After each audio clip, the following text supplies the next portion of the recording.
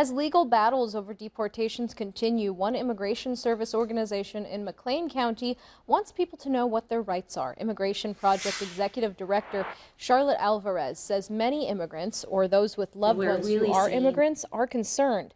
She says people have the right to refuse ICE coming into their home without a warrant signed by a judge, and they have a right to seek legal counsel. Alvarez also says you do not have to speak to an immigration enforcement officer if you are not being detained.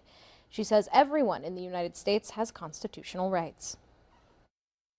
There's no right to a paid attorney for anyone in our immigration system, even little kids who are subject to removal. There are legal protections and rights that they have, and often they need legal representation in order to make sure that we're all following due process and following the law here.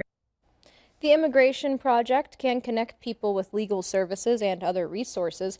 You can also call the Illinois Coalition for Immigrant and Refugee Rights at 1-855 Help My Family. Alvarez recommends those concerned about ICE or deportations come up with a safety plan. Coming up tonight at 5, we'll tell you about what a safety plan like that could look like. It's crunch